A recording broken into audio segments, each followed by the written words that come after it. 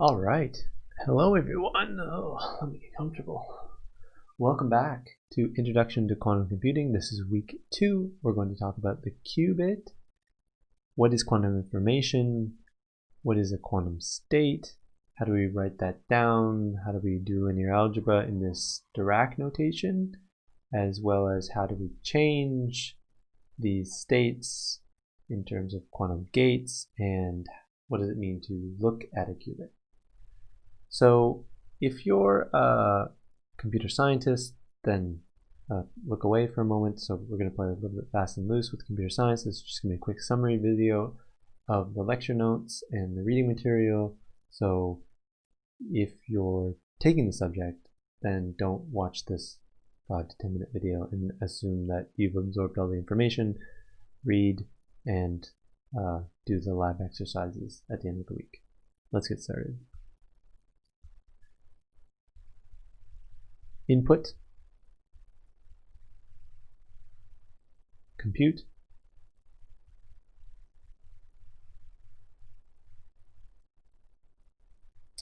output.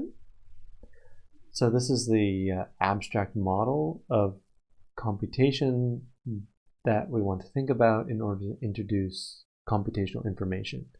So the input is some sequence of symbols, and those symbols come from a finite set of possible symbols. And I can specify those symbols, or which one of those symbols, with a bunch of yes or no questions. So, was it in the first half or the second half of symbols? Okay, was it in the first half of that half or the second half of that half, etc. So I only need a logarithmic number of yes or no questions to specify what the input is, similar to the game 20 questions. That means that all of this computational information can be specified in terms of bits, and a bit is just something that can take on one or two values, yes or no questions. Usually in the context of computation, we say that these are zeros or ones, but they can really be any symbol that you like. Zeros and ones is convenient. Of course, in a physical device, there's not zeros and ones. There's voltages, which are on or off, or magnetic domains that kind of specify these binary possibilities.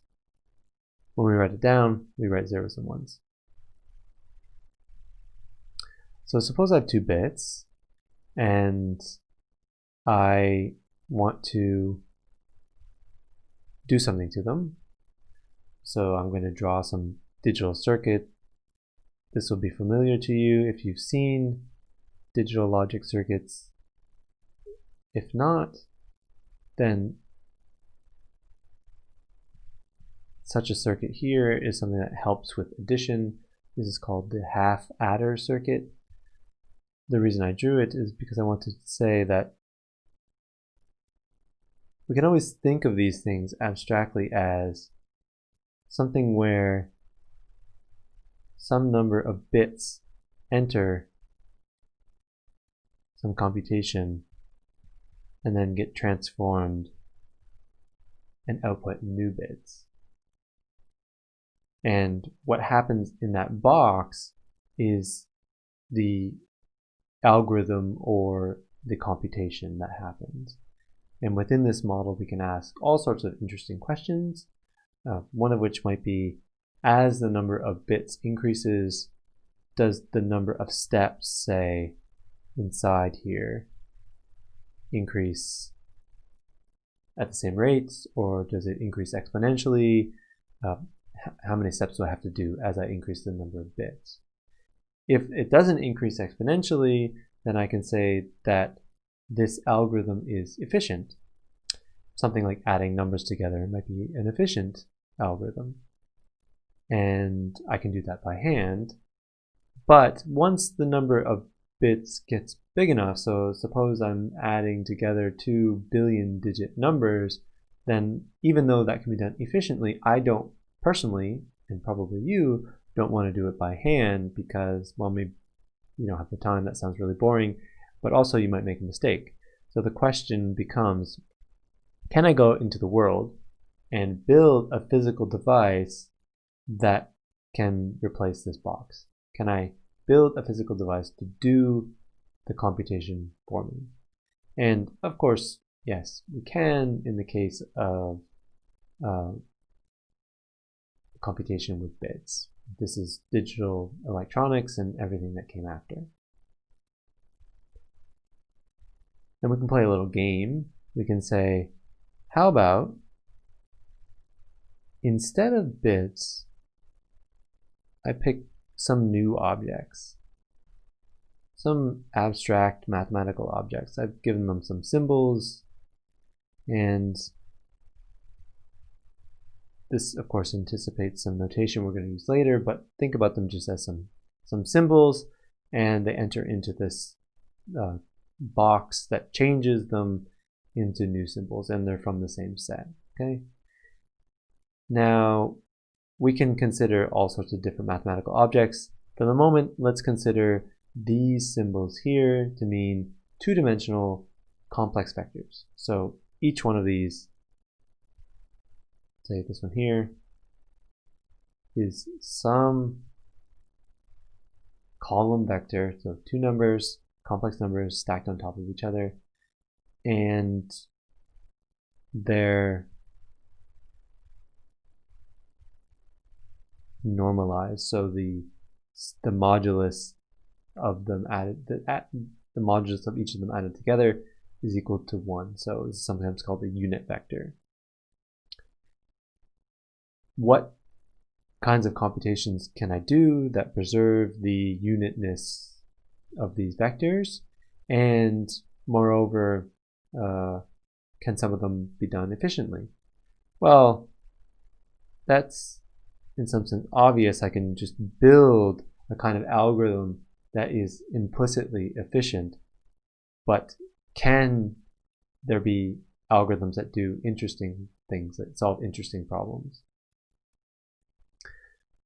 And if there can be, then the question then becomes the same one as before, which is, I don't want to do this by hand forever, so can I build a device in the world that can do it for me with the same kind of efficiency? Now let me note that in the case of two-dimensional complex vectors, it seems like I can't use those original devices. I can't use digital electronics to simulate or to actually do the computation that I want to do down here with two-dimensional complex vectors efficiently. So I need to build a new kind of device. The kind of device that would do this is called a quantum computer, because this exact algebra is the one of quantum mechanics. So if I believe that quantum mechanics or quantum physics is an accurate model of reality, then I should be able to build such a device. You may ask, well, what about some more abstract, esoteric mathematical objects? Maybe they're even more powerful than a quantum computer. Maybe I can find something that not even a quantum computer could efficiently simulate, let alone a computer based on digital logic. Well, I mean, you can play that game. That's fine within the context of thinking about these things abstractly, but so far as we know, there's just one correct model of the physics of the world, which is, you know, the standard model plus general relativity. So it seems like this is the best that we're going to be able to do, a computational model based on the inherent rules of quantum physics. So this is the one that we're going to consider here. Now, in a complex vector that has two dimensions is the simplest non-trivial one. There's a 2 in it. So this is the analog of the bit that we call a quantum bit. And that's sometimes shortened to a qubit. Okay, so a qubit is a two-dimensional complex vector that satisfies this normalization property. So two-dimensional complex vector.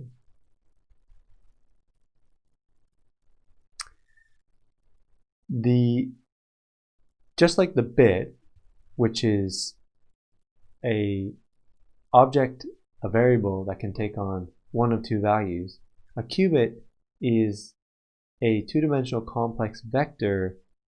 We haven't yet specified exactly which one it is. So if I want to specify which of the continuous infinity of two-dimensional complex vectors I'm talking about, that's called the state. So the state of a bit is 0 or 1. That's called the state. The bit is some variable. Above we called it B1 or B2 here. Not the bananas. No pajamas. The state of a qubit